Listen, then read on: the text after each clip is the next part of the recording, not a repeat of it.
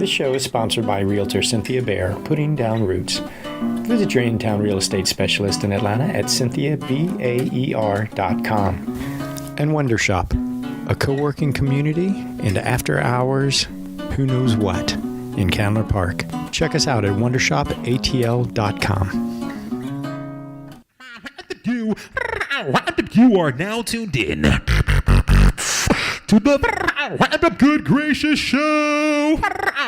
Welcome. Howdy, Good Gracious family. It is Wednesday, May 2nd, 2018.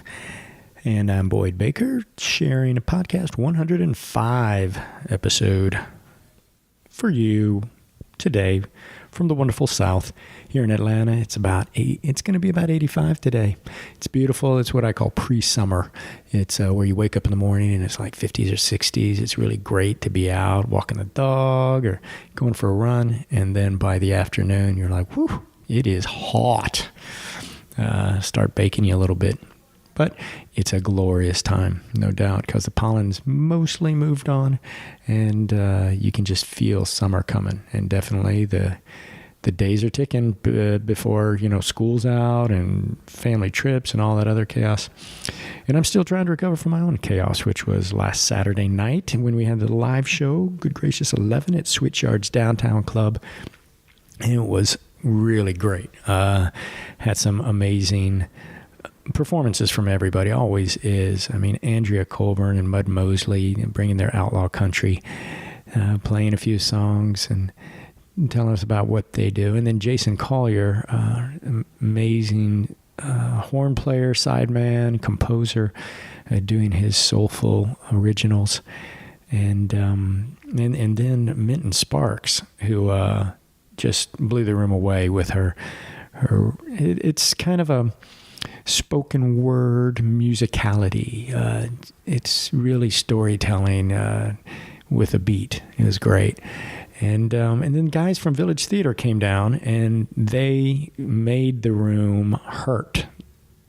I mean, in a good way, because they were just laughing. So that was the first time they'd been there and they really loved it.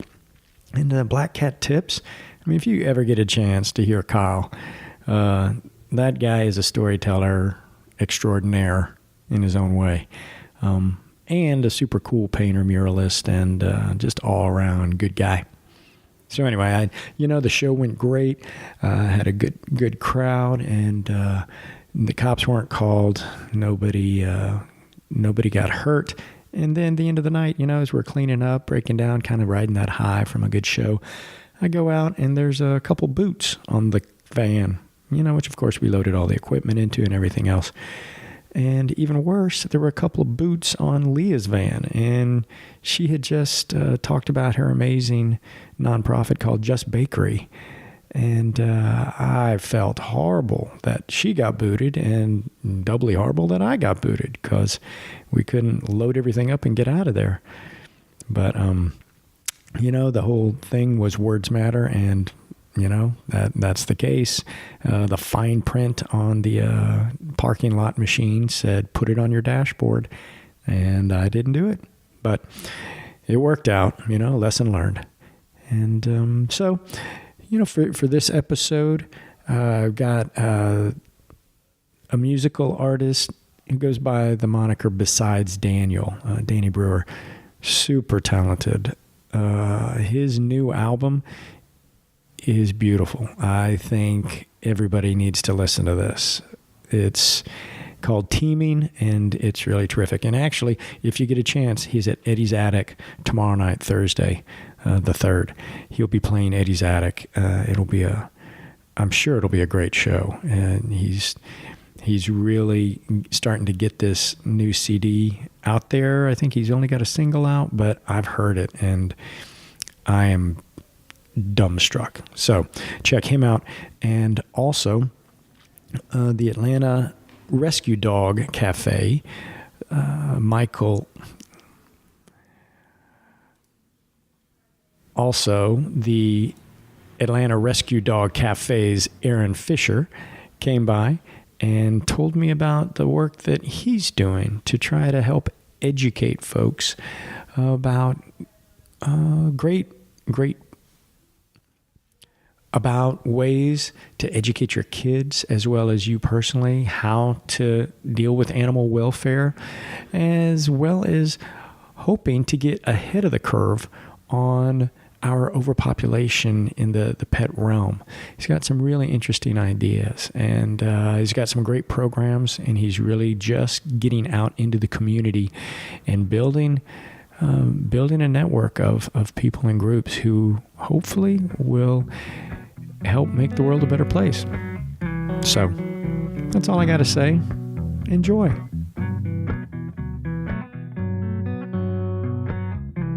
My name's Danny Brewer, and for a good 12, 13 years, I've played folk music under the alias of Besides Daniel. Sometimes it meanders beyond folk music, and sometimes it doesn't. But What does it meander to? just I've really been enjoying sort of the new forms of like electronic music. So some of like the more tasteful digital world of just the limitless possibilities of digital music now, with anything from... So does that mean you're adding different instrumentation, or are you just taking some cues from what you're hearing out there, do you think? Yeah, I think not so much. Well, I guess instrumentation could mean a lot of different things, but I feel like I self-produce my records, so there's so much room to just have fun when you're... Yeah, because it's you. You're not going to piss anybody off. Well, it's you. yeah, when you're in the box and you're just like playing around with plugins, or you're trying, you know, it's almost like working in the recording space is part of writing for me. So yeah, but people don't realize that editing sometimes can be more creative. Exactly. Than the original. Yeah, or even the process of putting your songs together and recording them can inform how you write melodies or how you write your bass line, or you know, and that's sort of the magic of this new world where everyone has access to create their own stuff. So like this. Yeah, exactly. So yeah, I mean, can you imagine 13 years ago you starting out and somebody going, "Hey, why don't you come over?" And you go, yeah. What? Yeah. Yeah, I got this reel-to-reel, and yeah, exactly. So yeah, so I feel like there's that balancing act of like, you know, you have like rootsy sort of, you know, finger picking styles and things like that, but then you have this limitless world of just the digital space, and so there's just like... Do you find that limitless world, do you feel it's more about maybe technology and how that's influencing music, or is it kind of the bringing in of world cultures as well, you know, how that plays? It's probably both. I would say both, and because, I mean, if you look at, you know, it's hard to really have that conversation without talking about the internet and what the internet has done. Yeah. Both good, you know, mostly good, but you know, there's obviously some ways that the music industry is still trying to catch up. But there's, as far as being a creative, it's like just endless inspiration, and so great time. Yeah, it's an incredible time to create stuff. If you're creating just because you love it and that's your passion, then it's like it's an incredible time to do it. And so yeah, I think the technology side of things is just that's what I mean, like limitless. It's like when you get into the box, it's, you know, as far as like into whatever recording software you're in, you know, you're I feel like especially somebody that plays acoustic or kind of the songwriter genre, it's sort of like you're interfacing like this world of like the live presence of like your acoustic and your vocal, where you can go to do a house show or do a small acoustic set, and like your songs can communicate what you want them to communicate. And then you go into the recording space and you can literally like do symphonies, or you could do horn sections, or you know, so there's like always that sort of, you're trying to, I don't know, I guess practice restraint, but you know, explore too and have fun too. So have you ever thought about, I mean, I haven't listened to your latest stuff fully, but have you thought about adding more layers? Layer upon layer, orchestral. Well, that's the symphonic. That's actually the temptation that's always there. So it's like, careful.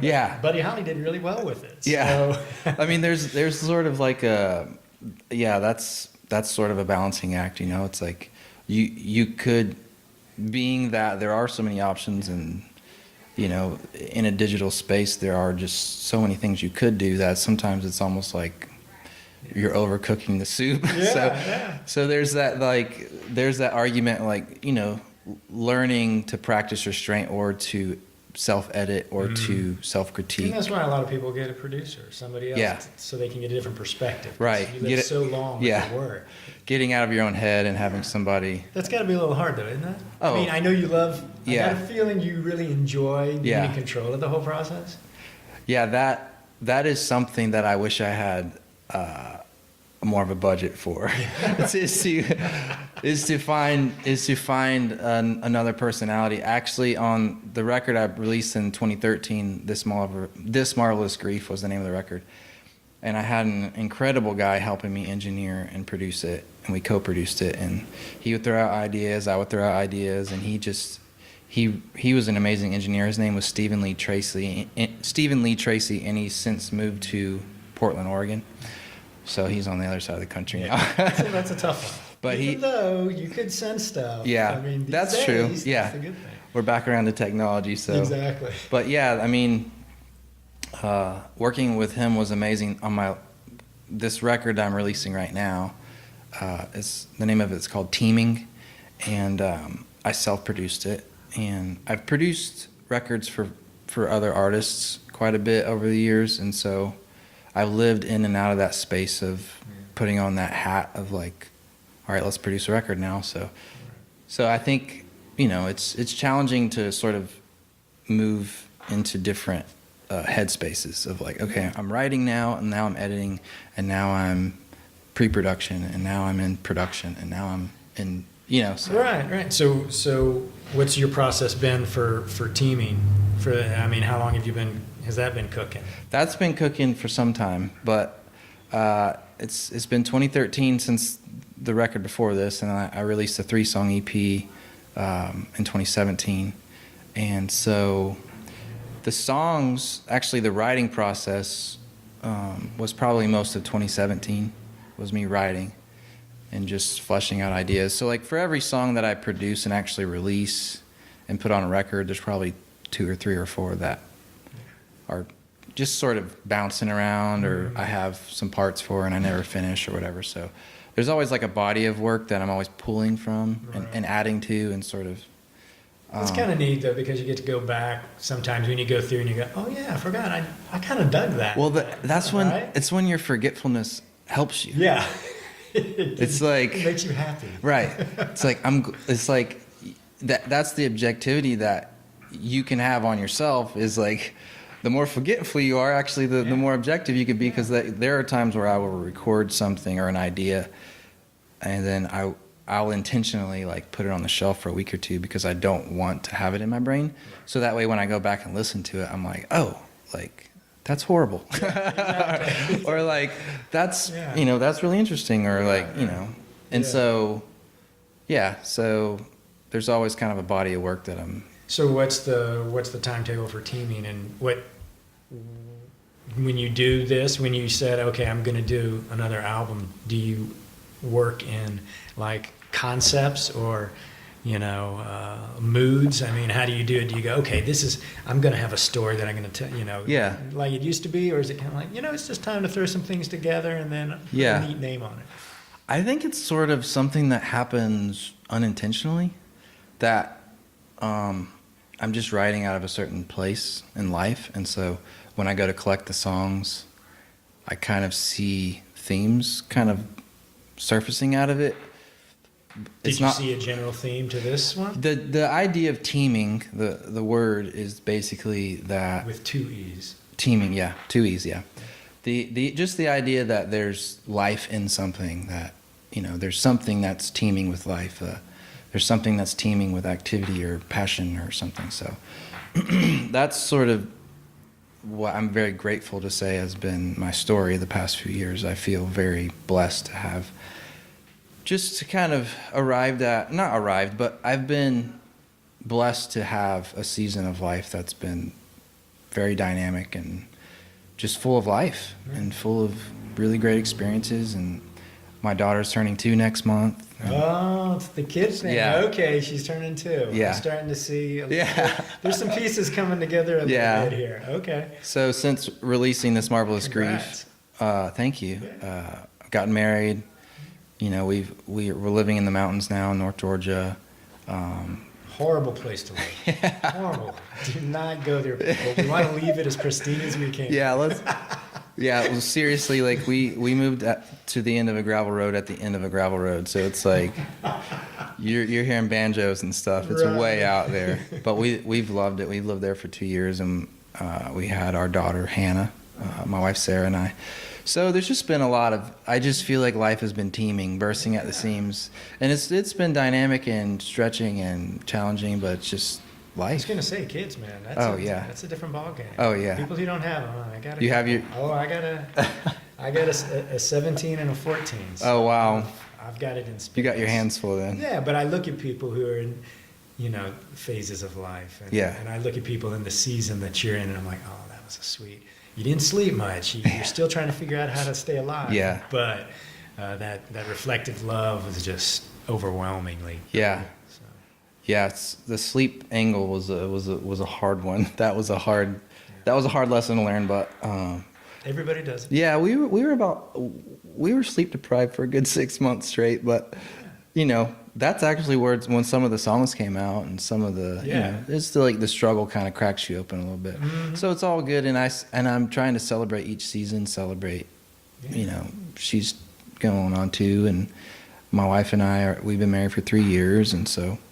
Life's just season after season after season, and you got to embrace and enjoy every one of them. So Passes too quickly, man. yeah, but so the record kind of touches on that, and so this record's a little bit more stripped down and stripped back as far as instrumentation and. Really interesting that we're just talking about this, but do you just find that while you're editing, you have these ideas and thoughts of what's going on, or all the things that, like you said, you can play with in the box to kind of. But you don't really do it. You just go, wow, it's pretty amazing what I could do. It's like practicing restraint. I feel like is something. It's good for humans. Yeah. Practicing restraint, man. That's like that's sort of the going into this process. That was my. I don't know. That was sort of something that I wanted to bring to the project. And you feel like you've done it pretty well? Yeah, I think I have, and I enjoyed the process of like trying to create something that if I could say this, that was leaning more towards like an elegant simplicity. Yeah. And kind of my last record or the record from 2013 was very ambitious, and I enjoyed doing it, and it was really fun. And looking back, I'm really proud of it, and I think it was great for where I was at and what I was doing. In this record, in the same way, I'm very proud of it, and I'm very happy with it. But I definitely took a different approach, and that's just, it's part of the art, it's part of the process, it's part of the fun. Is like, hey, let's try something different from a different angle or from a different idea or a different headspace. So that's what I did on this record, and I'm proud of it. I'm really proud of it. So. Well, and I think it should be. I mean, what I've heard, I can kind of sense now. I understand. I couldn't figure out what it was that I was hearing that was different, but now I'm there, and I got to say that I really enjoyed your last album. Thank you. And I haven't put them side by side, but I remember really enjoying it. But this that I've heard, it's like, whoa, there's okay. It's There's something else. Yeah, it's kind of coming from a little bit different place. I think so. Yeah. But it's instead of driving a Coupe de Ville, you're just driving a T-Bird. Yeah. I mean, you're still driving. Yeah. You're still styling. Yeah. But I appreciate yeah. that. Yeah, I appreciate that feedback. I've had a few buddies who have been pretty close to what I've been writing and stuff, and they've given me similar feedback about, the idea of This Marvelous Grief was a record that was exploring just a lot of struggle and brokenness in a different way, and then this record Teeming is kind of, I feel like there's a little bit, there's a little bit more optimism, I feel like, or a little bit more, I don't know, just things coming together, relationships and family and things that are just adding a lot of life. And well, I don't think people realize a lot of times, when they think of artists, if they're not in that creative space, so to speak, whether it's music or whether it's art, people see certain pieces of Picasso's and they're like, oh, that's awesome. Why did he go do that? Or the Beatles. It's like, oh, they were so good. Why did they go? And it's like, because they kind of get bored. They don't want to do the same thing. Yeah. I mean, that's kind of what drove Elvis over the edge, I think, sometimes. Yeah. And sometimes better things come out of it, but you only know once you sometimes take not. that leap. Yeah, you got to take the leap, man. Yeah, sometimes it just gets weird. Yeah, but, not everything's a home run. Yeah, that's true. But I mean, that's the nature of. I feel like if you're not taking risks, then you're just sort of like. You're just treading water. It's kind of boring. You might get a little bored if you're not really willing to try something new, or take a little bit of a leap, and so. Well, what's the timetable on the new album? So we are going to be releasing it this next month in May. On the 3rd, there's going to be a CD release show at Eddie's Attic. Nice. So a little over a week away, and we're going to be releasing the physical record there, and it'll be exclusively in physical form for a while. And then we're going to be trying a different strategy on this record than I did on the last one, and we're going to be putting out a few singles off the record to promote on Spotify and to spread around the internet, give people a taste of what's going on, and kind of build up to it that way. And then so we're going to release two singles for May and June, and the record should be in its full format to be streamed on Spotify and all those channels probably sometime in July. Nice. So yeah, we got some time to continue to push and to continue to. Do you look forward to do you enjoy pushing the new project, or do you feel like you've lived with it so long? You're like, dude, I'm ready to move on. I feel like it's just part of the pie. It's just part of the deal. Yeah. And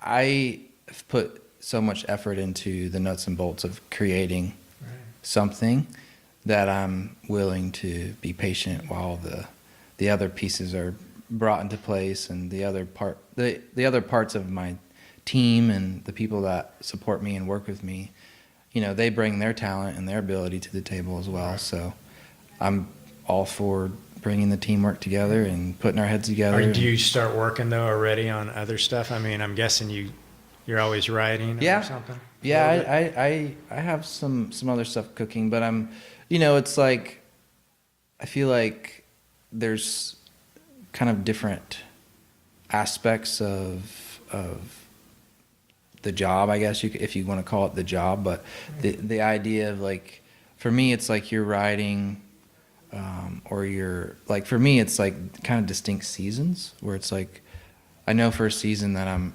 intensively writing and I'm writing a lot, and then the first season I'm producing and I'm sort of in that headspace a lot, and then there's a season where I'm promoting something or I'm rehearsing a lot. So it's like you kind of move through seasons where it's like, right now it's sort of like a rehearsal sort of phase where I'm like I'm trying to step up that game of like spending some time getting my voice back, up to par or up to the level where I feel really comfortable playing live and stuff. Because you go through seasons and it's like exercising.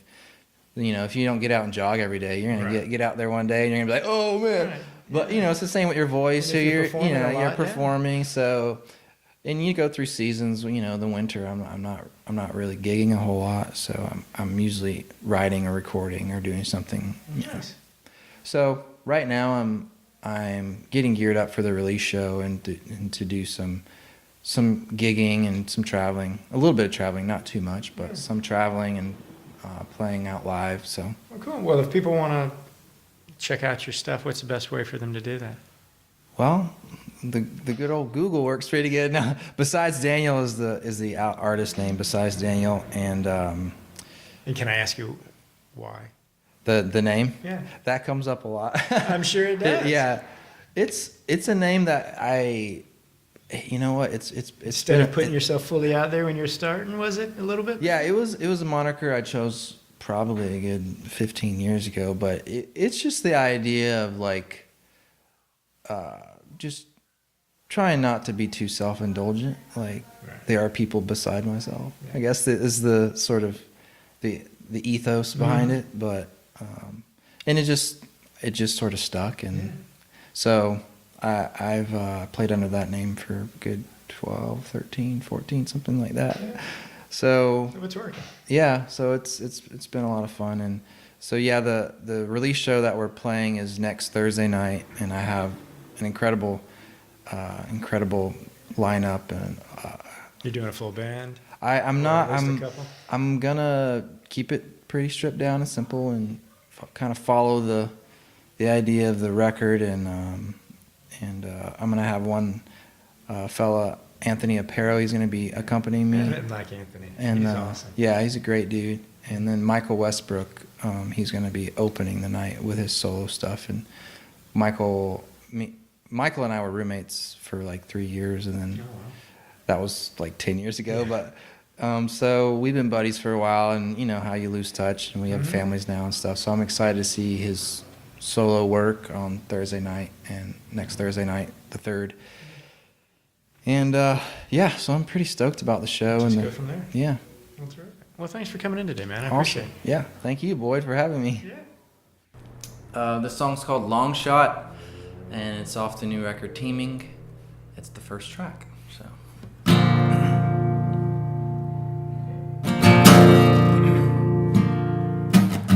How could you know I was a stranger then? You were happy just to climb your mountains. I was pushing myself out to California, dancing up above a western town. Found a way of singing for each other, a wild card in the queen of hearts entangled.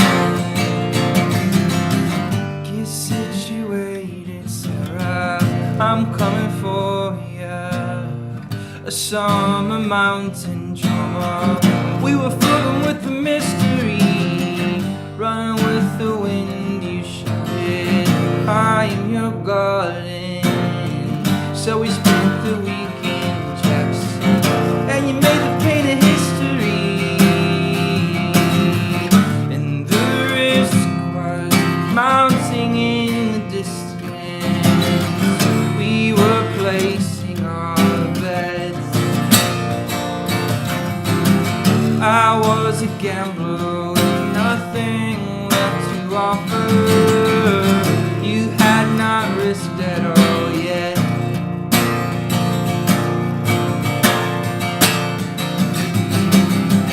I was young and living hungry and free. Too many times to keep it all together.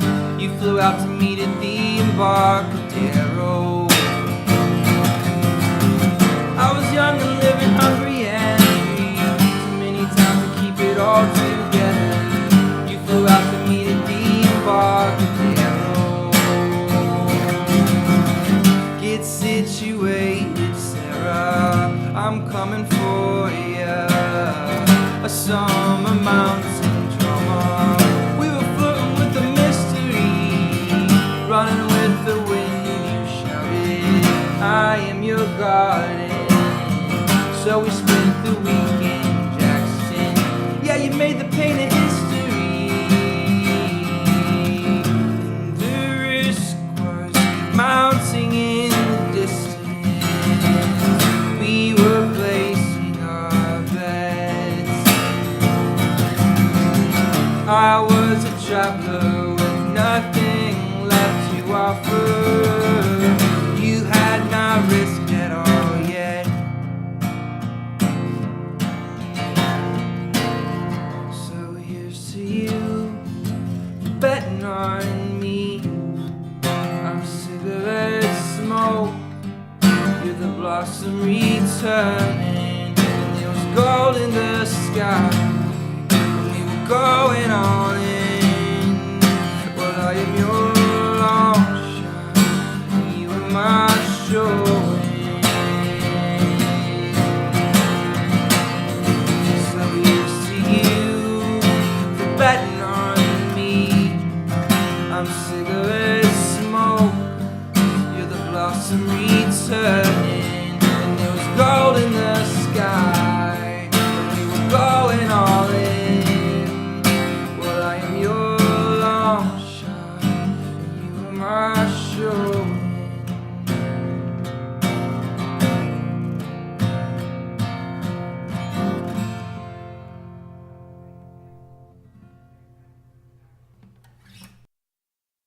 Aaron Fisher, founder and CEO of Atlanta Rescue Dog Cafe. And what was inspiration for the Rescue Dog Cafe? So I've always been enamored of the role education plays in society, and taught elementary school for 7 years, and volunteered and worked in animal welfare for 12, and always loved the idea of community, having a place to bring people together. And during my years teaching, a lot of my students, and I taught elementary school, so 3rd through 5th grade, a lot of my students wanted to learn about pets, were curious about animals. Yeah, they love animals at that age, yeah. Exactly. Perfect fit. But if they weren't growing up with them, they didn't have any comfort or familiarity or confidence in terms of how to behave around them, the responsibility that goes into caring for them. And oftentimes when I reached out to local shelters, rarely did they have the bandwidth to send someone out to talk to the kids about the animals. And when they did, they weren't always the most kid-friendly. And it's, nowadays it's so hard because as a teacher, you have to justify everything you do so that it aligns with the instruction, with the curriculum. Right. How is it maximizing the instructional time? So that was something that was always a challenge. So while I was teaching, started reaching out to shelters. Sometimes the shelters were able to provide someone, sometimes they weren't. When I was volunteering and working in animal welfare, I realized so many of the organizations here and elsewhere are doing amazing work. Adopting, spaying and neutering, vaccinating, microchipping, doing all this amazing stuff. But the number of animals entering the shelters hasn't gone down. And so that was a problem. Yeah. Because if we're doing all these preventative efforts, shouldn't the goal of animal welfare to be to put yourself out of business at some point? Yeah. Because all the animals have loving forever homes. Is it? Is it truly not going down at all, or do you think it's just an incremental step down in a lot of ways? In many places, it's not going down at all. In some places, it's actually going up. Wow. Whether it's what's called intake, the number of animals entering the shelters, occasionally the number of cruelty cases, and hoarding cases, as well as bite cases.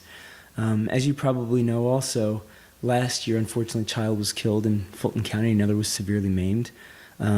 2 owned dogs got loose, and the owner is in jail for manslaughter. There was a child who was disfigured, another lost his life. There are no winners. Yeah. And so what I realized was that if the shelters aren't able to always do this, and kids aren't learning this at home, there was a gap. Yeah. So I wanted to start an organization, Atlanta Rescue Dog Cafe, that taught kids how to be kind to and safe around animals, more responsible pet parents, and understand how to safely approach animals so that we can avoid having animals end up in shelters in the first place. Yeah. Well, so you're solving the problem before it begins, basically. That's the goal. I like to think of it as the front end of rescue, Right. Through prevention and education. No pun intended here. I'd love, for our programs to help develop or groom the next generation of animal welfare advocates and responsible pet parents who think about adopting before they think about purchasing an animal, who understand the importance and the benefits of spaying and neutering, vaccinating, microchipping, exercising and playing with their pets, knowing why it's important never to interrupt an animal when it's eating, sleeping, drinking, playing with a toy, things like that, so as to avoid getting bitten. Yeah. Because in those situations, oftentimes the parents will say, "We have to turn the animal in. It's dangerous." Exactly. Yeah. Where were you before, where you were working in animal welfare that gave you some of these, some of this core knowledge? So it came about as a result of a few main experiences in my life. The first was about 12 years ago. I was living in Beirut, Lebanon, and adopted our first dog as an adult. My wife's my first dog. Her name was Sidon, and she passed away, unfortunately, a couple years ago. But realized that overseas, as well as here in the U.S., there are a lot of animals that unfortunately aren't well cared for and wind up in shelters, whether it's an indoor shelter or, as it was in Beirut, an outdoor shelter. So slowly became more conscious of the pet overpopulation situation. And then coming back here to the States, got more involved in animal welfare, first as a volunteer, then eventually as a staff member. And all the while, I was also teaching and realized... You were teaching through the shelter and through the welfare organization, right? I was teaching elementary school. Oh, okay. I was teaching elementary school, and then eventually one of the shelters that I was volunteering at in Arizona had asked me to come on board as the manager of volunteer services and staff development, and absolutely had a great experience there. And as a result of that, started offering more educational programs. At the same time, ironically enough, was rock climbing. And went to my local climbing gym. And this kind of seems like a random peripheral, but it's actually fundamental to what we're doing now. Went to my local climbing gym and asked them, what do you do with all this beautiful rope when it's considered no longer climbing grade once you have to retire it? And they took me to a room about this size, maybe a little bit bigger, and it had just piles and piles and mounds of this beautiful, ornate, pretty multicolored. It's like a rainbow. Gorgeous rope, beautiful designs, super strong. And they told me that they were eventually going to throw it out. And I thought, that's a shame. There's literally hundreds of pounds here of this still functional rope. Maybe it can't be used for climbing, but surely there's got to be a use for this. So I asked them if I could have it, and they basically made me sign a liability waiver saying that I would promise not to climb with it. Right. And they said, what are you going to do with it? And I said, I haven't figured it out yet. And so since my kids wanted to learn about animals, what we decided to do was we made this a project-based learning initiative where we took the old climbing rope, I cut it down, we taught the kids how to measure, estimate, subtract the final length of the leash from the initial length of the rope. We taught them how to make dog leashes out of this climbing rope. So we were repurposing it. And in the process, they were also learning about why it's important to be kind to animals, why you walk your dog, why a leash is necessary. Yeah. Also, why we should be environmentally responsible. And that this material would have otherwise wound up in a landfill. And then I gradually started incorporating more and more elements of the curriculum into the project. One of which was writing a letter in which we dedicated our leashes to special people or pets in our lives. And then what we would do is we would give the leashes out for free to rescue groups, to local police officers to secure a loose animal. And then since I started Atlanta Rescue Dog Cafe, we also make the leashes available for donation. And the donations enable us to offer our educational programming to all the schools, all the scout troops, all the libraries, and various youth organizations, regardless of that organization's means. Yeah, because it's not just about youth, right? Absolutely. We do educational programming for adults as well. We even do a number of corporate team building exercises, which has been great too. So a number of companies have asked us to come in and do that, and that's fantastic. And what we found is that both with the kids and the adults, sometimes they write these very heartfelt letters in which they dedicate these leashes to special people or pets in their lives who are still living, who aren't, and it's very emotional. And then they love to know that these leashes, which are now part of what we call the One Leash Project, because it all started from one leash. Yeah. And because of the strength of the leashes, I've literally been using the same leash now for 12 years. Yeah. That's how strong they are. And it's nice to know that these leashes that otherwise would have wound up in a landfill are being put to use by people to take better care of their dogs. Yeah. Well, how long have you been doing this? Officially, we incorporated in November of 2017, so just about 6 months. We're already serving more than 500 students a month here in the Atlanta area. And we aren't a one-trick pony. We don't just do the One Leash project. That's not our only class. We offer about 4 or 5 other classes as well. As fundamental as a class we do called Can I Pet Your Dog? Where we teach kids to ask an owner, can I pet your dog, before they run up to a dog, put their face in a strange dog's face and get bitten. So we do Can I Pet Your Dog? And that tends to be for the pre-Kers through about 3rd or 4th grade. And that's actually been really, really well received. And I bring my dog Jenny, who's a rescue, into the classes with me. Unfortunately, she came from a hoarding situation. So she was one of 50 dogs in a home. Holy smoke. When my shelter in Arizona got wind of the situation she came from, and we were able to encourage the owner to bring a few dogs in at a time, and what we thought were going to be 10, 20 dogs turned out to be 50. Wow. So she is thankfully amazing with kids and great with people, and she's an ideal demo dog and very, very accepting of the kids hanging all over her, and she's great for that class. So we do Can I Pet Your Dog? We do the One Leash project. We do a class called Careers in Animal Welfare. So many kids love pets. They love the idea of exploring various careers, and a lot of kids think about veterinarian, and that's really the only thing that comes to mind. So we want to show them so many other avenues that people can pursue and work with pets, whether it's owning your own dog bakery, and those exist here in Atlanta. Yeah. So if someone loves to bake, if they love dogs, why not combine the two? There are people in town who do nothing but dog photography. That's a great endeavor. If you're artistic and love photography, why not? And you have to have a special skill, though, too. It's like children. Absolutely. You have to be able to get them.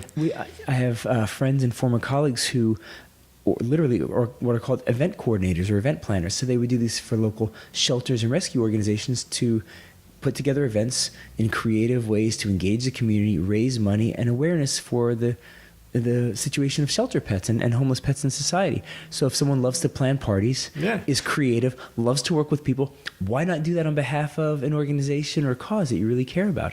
So we do a number of those classes, especially now that a lot of the schools are having career day. Oh, yeah. So we go in and we do our careers in animal welfare presentation.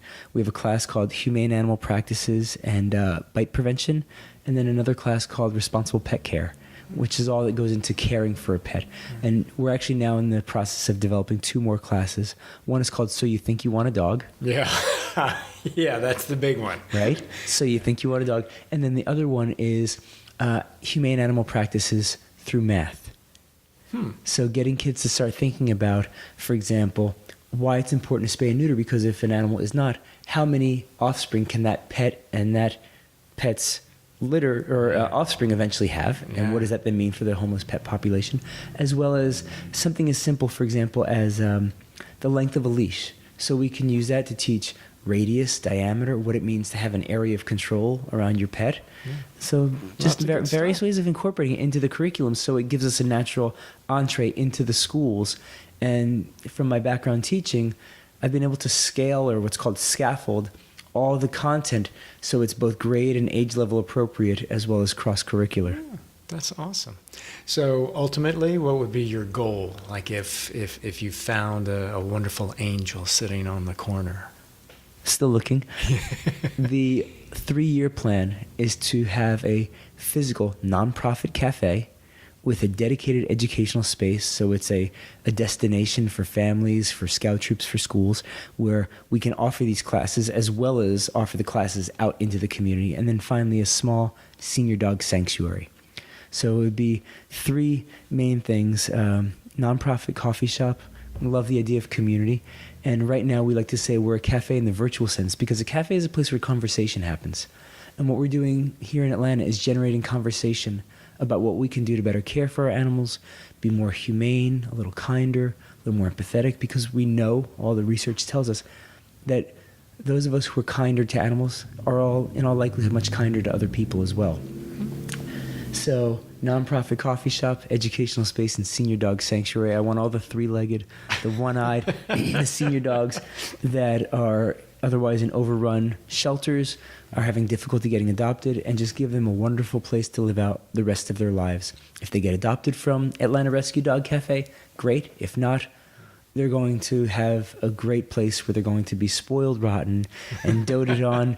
And when it comes time for them to leave this earth, they'll leave knowing that they were loved. Yeah. Well, that sounds wonderful. Well, I'm looking for that angel, so if you know of there you anyone, go. send Hey, them my man, way. I'm keeping my eyes open every day looking out this window. Well, what's the best way for people to learn more and to find out how to get involved? They can go to our website, atlantarescuedogcafe.org, or atlantarescuedogcafe@gmail.com. All right. Well, thanks for coming in today, and I appreciate it. Thanks for having me, Boyd. It's my pleasure.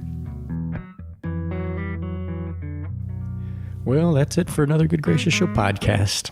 Hope you enjoyed it. I hope you go check out, besides Daniel's website, you can find links on our webpage, as well as the Atlanta Rescue Dog Cafe. And if you can find a way to support these wonderful Southern talents, please do. You can stream all of past episodes of the podcast at goodgracioushow.com, as well as sign up for our newsletter, find out about our next live show, which right now I believe is going to be June 16th. So mark your calendar. And, you can download this onto your device through iTunes or Stitcher or Google Play, any of those places that you like stuff. And go ahead and become our friend on Facebook. It's not a ton of postings, but we try to keep light, happy and light, and connect you with some cool tunes and other things that we hear about going around town. On Twitter, GG Show Atlanta as well. And, that's about it. So I hope you are having a wonderful pre-summer. And, go be a good neighbor, hug someone, and I'll talk to you next week.